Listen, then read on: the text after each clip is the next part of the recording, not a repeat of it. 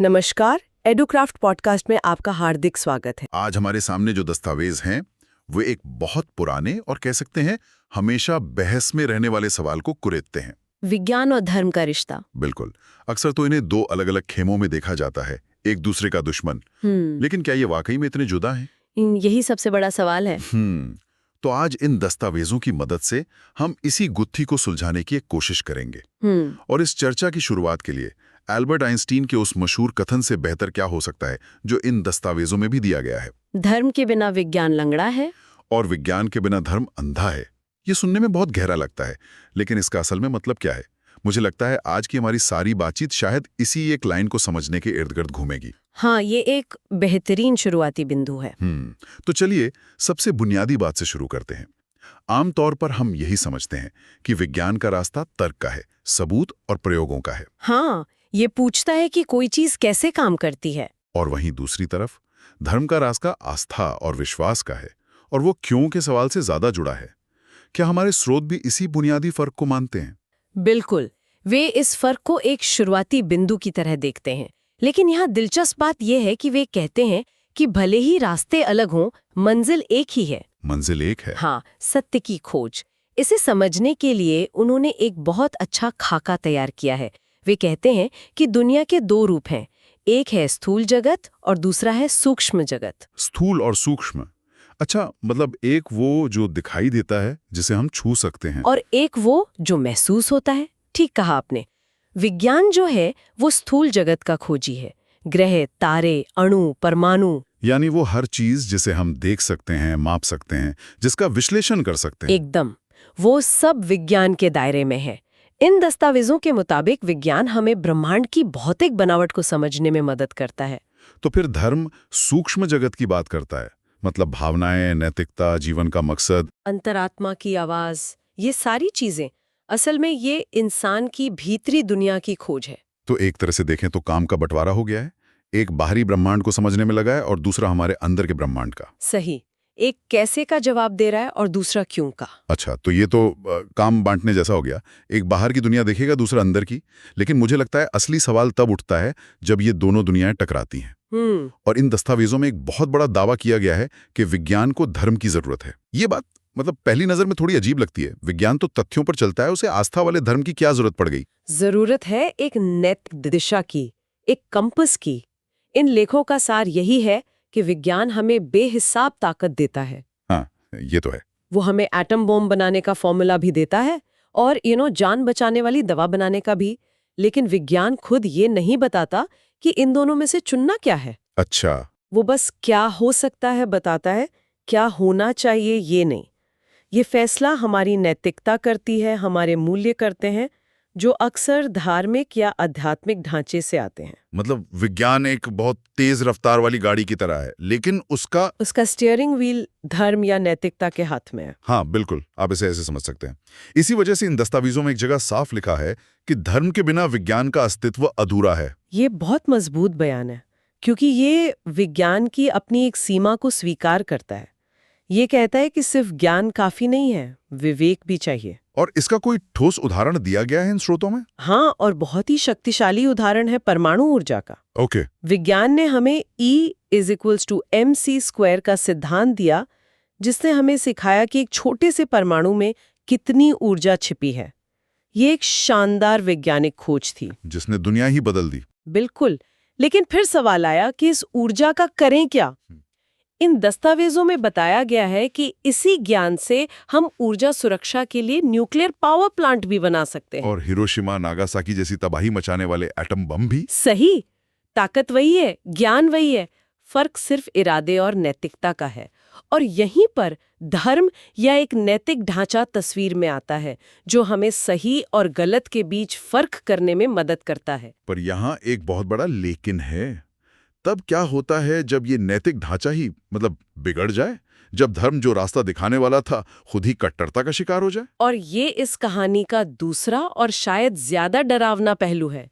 ये स्रोत इस अंधेरे पक्ष को भी सामने रखने से बिल्कुल नहीं कतराते। अच्छा। वे हमें इतिहास की उन घटनाओं की याद दिलाते हैं जहां धर्म के नाम पर भयानक अत्याचार हुए, दस्तावेजों में जिहाद और क्रूसेड जैसे अभियानों का जिक्र है, जहां धर्मांध शासकों ने अपने विश्वास के नाम पर लाखों हत्याओं को सही ठहराया। यानी जब क्यों का जवाब देने वाला धर्म ही तर्कहीन हो जाए। और उससे भी बुरा तब होता है जब इस तर्कहीन आस्था के हाथ में विज्ञान की ताकत लग जाए। स्रोत कहते हैं कि जब कट्टर सोच को टेक्नोलॉजी की शक्ति मिल जाती है तो इन दस्तावेजों के शब्दों में नरक के रास्ते खुल जाते हैं। नरक के रास्ते खुल जाते हैं, ये तो बहुत ही पावरफुल बात है। मतलब बिना सही दिशा के ज्ञान विनाश का सबसे बड़ा हथियार बन सकता है। यही इन स्रोतों का निचोड़ है। संतुलन ही सब कुछ है। शक्ति और दिशा दोनों का सही होना जरूरी है। और इसी बात को महात्मा गांधी के 7 पापों वाले विचार से कितनी खूबसूरती से जोड़ा गया है। दस्तावेजों में जिक्र है कि गांधी जी ने मानवता विहीन विज्ञान को 7 सामाजिक पापों में से एक गिना था। हाँ, मानवता विहीन विज्ञान, यानी ऐसा विज्ञान जो इंसानियत के दुख दर्द को ना समझे, जो सिर्फ आविष्कार के नशे में चूर हो, वो एक पाप के बराबर है। बिल्कुल। और इस कट्टरता का एक सामाजिक उदाहरण भी इन स्रोतों में भारत से ही दिया गया है, जाति प्रथा और छुआछूत का।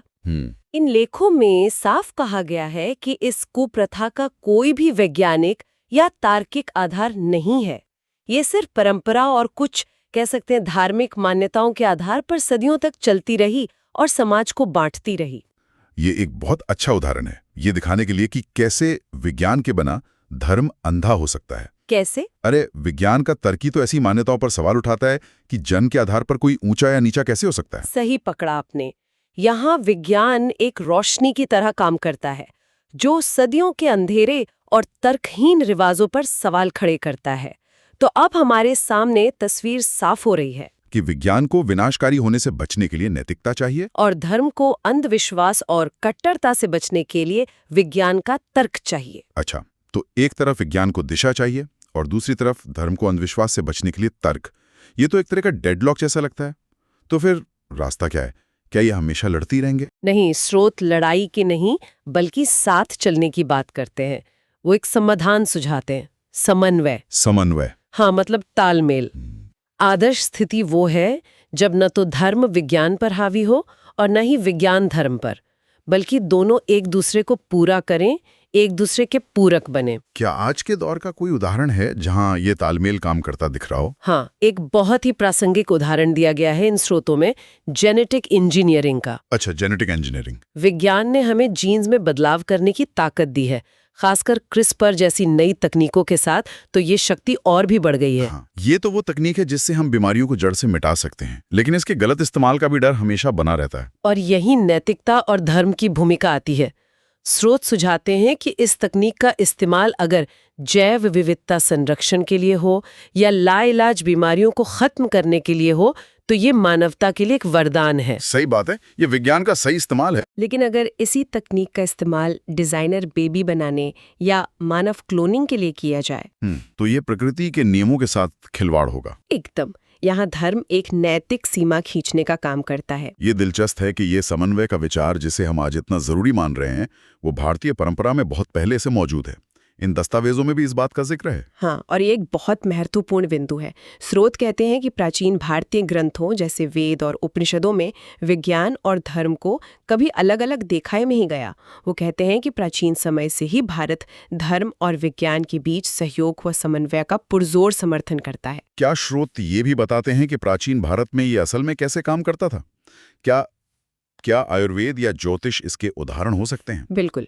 आयुर्वेद को सिर्फ जड़ी बूटियों का ज्ञान नहीं माना जाता था, उसे जीवन जीने का एक तरीका माना जाता था जिसमें शरीर, मन और आत्मा तीनों का ध्यान रखा जाता था। अच्छा। उसमें भौतिक इलाज भी था और आध्यात्मिक शांति भी। इसी तरह ज्योतिष और खगोल विज्ञान आपस में जुड़े हुए थे। ज्ञान को टुकड़ों में नहीं बल्कि एक समग्र रूप में देखा जाता था। ये तो बिल्कुल अलग नजरिया है। और इसी सिलसिले में इन स्रोतों का अंत स्वामी विवेकानंद के एक बहुत ही गहरे कथन से होता है। हाँ, और ये कथन पूरी चर्चा को एक नई ऊंचाई पे ले जाता है। विवेकानंद ने कहा था, जहां विज्ञान खत्म होता है वहां से अध्यात्म आरंभ होता है। वाह, ये तो उन्हें विरोधी नहीं बल्कि एक ही रास्ते के 2 अलग अलग पड़ाव की तरह दिखाता है। शायद जहां भौतिक दुनिया के नियम और हमारे उपकरण जवाब देना बंद कर देते हैं, जहां कैसे के सारे जवाब खत्म हो जाते हैं, वहां से क्यों की एक अलग और गहरी खोज शुरू होती है।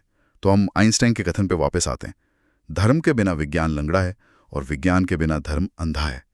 इन दस्तावेजों के सफर के बाद मुझे लगता है मैं इसे बेहतर समझ पा रहा हूं। कैसे?